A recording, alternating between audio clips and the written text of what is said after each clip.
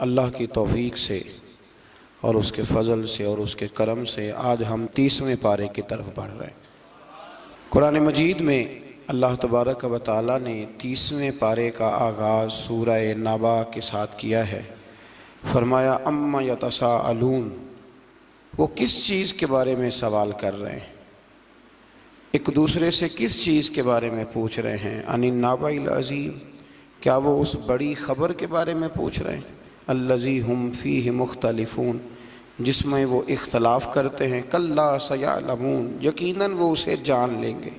सुम्मा कल्ला सयअलमून, और फिर यकीनन वो इसे जान लेंगे। वो चीज़ क्या है? वो क़यामत है। फरमाया जो झगड़ा कर रहे हैं, इख्तलाफ कर रहे हैं, तो ये बड़ी जल्दी जान जाएंगे क़यामत का आना हक़ है और क़यामत आके रहेगी। क़यामत ना आए, क़यामत का वक़ू ना हो, तो फिर ये ज़िंदगी के जो रोज़ के मामलात हैं इनका हिसाब कैसे हो। फिर दुनिया में ज़ालिम ज़ालिम रह गया और मज़लूम मज़लूम रह गया।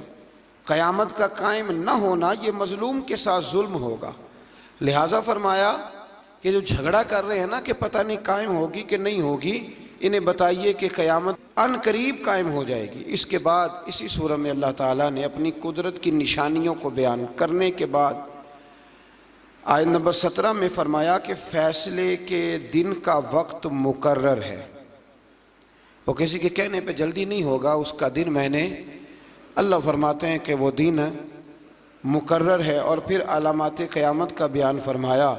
इसके बाद फरमाया कि जहन्नम सरकशों का ठिकाना है, जिसमें वो मुद्दत दराज तक रहेंगे और उसमें उन्हें खोलता हुआ पानी और जहन्नमियों के ज़ख्मों की पीप के सिवा कोई मशरूब नहीं दिया जाएगा। इससे आगे फिर सूरतुन नाज़ियात शुरू होती है। सूरह नाज़ियात, इस सूरत में ये बताया कि मौत के फरिश्ते, चूँकि 30वें पारे की ना सूरतें बड़ी मुख्तसर तरीन सूरतें हैं, अपने अल्फाज के लिहाज से और अपने हुरूफ के लिहाज से मुख्तसर तरीन सूरतें हैं। तो इस सूरह मुबारक में ये बताया कि मौत के फरिश्ते जहन्नमियों की रूह नहायत सख्ती से निकालते हैं और अहले ईमान की रूह को नहायत नरमी के साथ। और फरमाए इसके बाद फरिश्तों का जिक्र है कि जिन्हें कारखाना कुदरत के मामलात की तदबीरें तफवीज़ की जाती हैं। इसके बाद फिर क़यामत का अल्लाह करीम ने जिक्र फरमाया है। इससे आगे सूरह आबासा है। आबासा व तवल्ला अन जाअहुल अमा। हुआ ये कि नबी करीम अलैहिस्सलाम कुछ लोगों के साथ बातचीत कर रहे थे, तो एक नाबीना सहाबी आ गया और वो बार बार बात में मुदाखलत करते थे। तो हुजूर अलैहिस्सलाम ने उन पर जलाल फरमाया। तो अल्लाह करीम ने महबूब करीम से कहा कि महबूब आपको उस पर जलाल नहीं करना चाहिए था। वो गरीब तो आपकी ज़ियारत करने आया था, वो तो दीदार करने आया था। अल्लाह तो अपने महबूब को कह सकता है ना ये बात, लेकिन उम्मती उठ के इस बात का जिक्र करे तो ये ज़रा मुनासिब नहीं है, ये ज़रा मुनासिब। अल्लामा इस्माइल हक्की ने तफसीर रूहुल बयान के अंदर लिखा है कि हज़रत उमर फ़ारूक के ज़माने में एक इमाम हर रकत में सूरह आबासा पढ़ता था। हर रोज़ नमाज फ़जर में एक रकत में कम अज़ कम वो सूरह आबासा पढ़ता। तो हज़रत उमर को किसी ने बतलाया तो आपने उसको कहा तुझे और कुरान मजीद नहीं आता? लगा आता है। फरमाया फिर ये क्यों पढ़ते हो? कहने लगा बस जी मेरा दिल करता है। तो जनाब उमर ने तलवार लेके उसकी गर्दन उड़ा दी थी। बंदा कौन था? मस्जिद का कुरान शरीफ पढ़ता था ना। कहते हैं जी आप कुरान पढ़ने वाले के बारे में ये लफ्ज़ कह रहे हैं, तो भाई वो भी कुरान पढ़ता था। कुरान भी उतनी देर तक फ़ायदा देता है जब तक नबी पाक का अदब रख के कुरान पढ़ा जाए।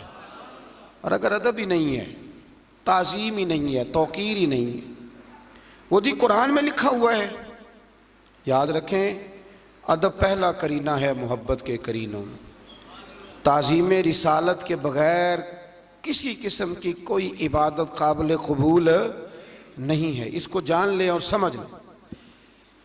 इसी सूरत के आखिर में क़यामत के नफ्सा नफसी के मंज़र को बयान किया गया है कि दुनिया में एक दूसरे पर जान छिड़कने वाले और मोहब्बत का दावा करने वाले दामन छुड़ाएंगे। क़यामत में एक शख्स अपने भाई, माँ बाप, बीवी और बेटों से जान छुड़ा के भागेगा।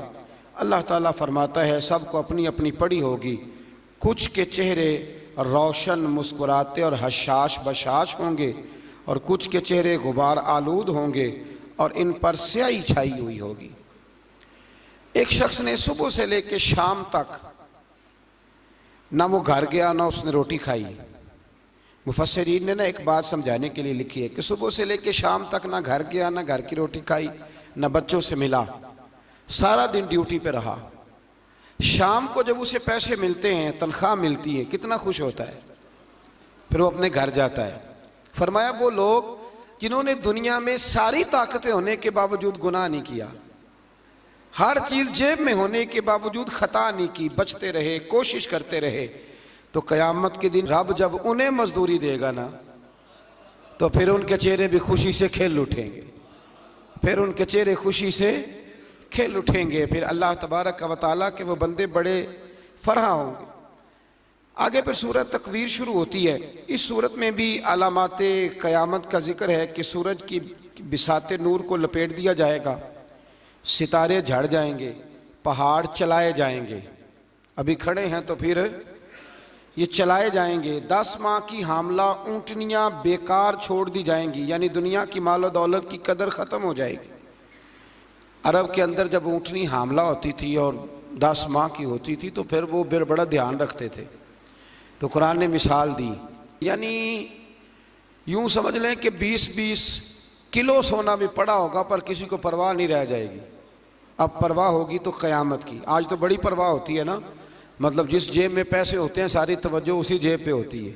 फरमाया उस दिन ये तुम्हारा अमल होगा कि वो ऊँटनियाँ भी इसी तरह खाली छोड़ दी जाएंगी, दुनिया की मालो दौलत की कदर ख़त्म हो जाएगी, वहशी जानवर जमा किए जाएंगे, समुंदर भड़काए जाएंगे, जाने एक बार फिर जिस्मों से मिला दी जाएंगी, और आगे चल के फरमाया आमाल के सहीफ़े फैला दिए जाएंगे, दोज़ख को भड़काया जाएगा, जन्नत करीब कर दी जाएगी, और हर शख्स जान लेगा इसने अपनी आखिरत के लिए क्या ज़ख़ीरा अमल आगे भेजा है। अल्लाह तबारक व तआला ने कसम खाकर कुरान मजीद और नबी पाक अलैहिस्सलाम की रिसालत के हक होने का बयान फरमाया है। फिर इससे आगे सूरह इन्फितार शुरू होती है। सूरह इन्फितार के अंदर भी कमो बेश इसी तरह के मज़ामीन अल्लाह करीम ने बयान फरमाए। फरमाया इदस समाउन फतरत, जब आसमान फट जाएगा, व इज़ल कवाकिबुन तसरत, जब सितारे बिखर जाएंगे, व इज़ल बिहार फुज्जिरत, जब समुंदर बहने लगेंगे, व इज़ल कुबूर बुक्सिरत, और जब कब्रें कुरेदी जाएंगी, ज़ेरो ज़बर कर दी जाएंगी, अलिमत नफ्सुम मा क़द्दमत व अख़रत, हर जान जान लेगी कि उसने आगे क्या भेजा है और पीछे पीछे जो छोड़ के जाएंगे कुछ लोग उनका भी हिसाब देंगे, कहाँ से लेके छोड़ गए, किस तरह का बैंक बैलेंस छोड़ गए, ये पता चलेगा।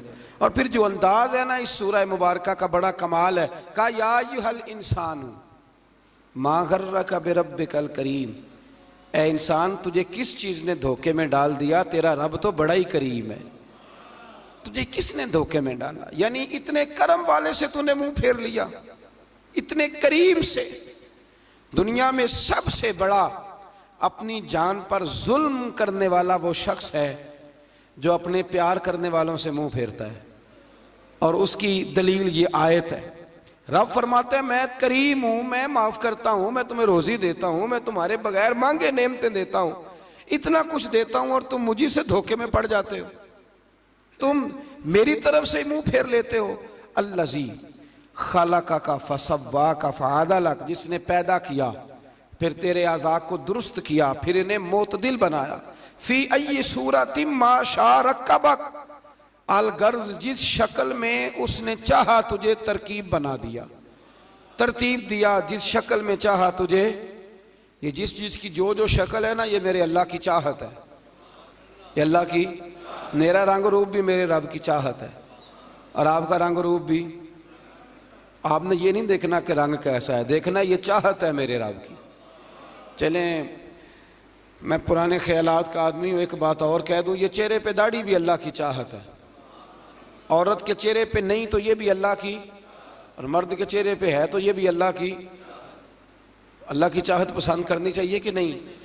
चलें, जिनको 8-10 साल हो गए दर्स में आते वो तो अब नेकी कर दें, को ज़माना बीत गया, वो हमारे साथ सुलह कर लें, मेहरबानी करें। वो तो अब थोड़ी इस तरफ तवज्जो करें, अल्लाह तौफीक अता फरमाए। तो इरशाद फरमाया कि कल्ला बल तुकज़्ज़िबून बिद्दीन, ये सच है कि तुम झुटलाते हो क़यामत के दिन को। अगर क़यामत के दिन का तुम्हें यकीन हो जाए तो फिर तुम बुरे अमल न करो। लेकिन फरमाया व इन्ना अलैकुम लहाफ़िज़ीन, तुम पर निगरान फरिश्ते मौजूद हैं, किरामन कातिबीन यअलमून मा तफ़अलून, जो मुअज़्ज़ज़ हैं, लिखने वाले, जानते हैं जो तुम करते हो। इन्नल अबरार लफ़ी नईम, बेशक जो अबरार हैं, जो नेक लोग हैं, वो ऐशो आराम में होंगे। नेक के सेठ जो नेक होंगे वो आराम में होंगे। व इन्नल फुज्जार लफ़ी जहीम, और जो बदकार होंगे वो जहन्नम में होंगे। यस्लौनहा यौमुद्दीन, दाखिल होंगे इसमें क़यामत के रोज़। वमा हुम अन्हा बिगाइबीन, और वो इससे गायब नहीं हो सकेंगे।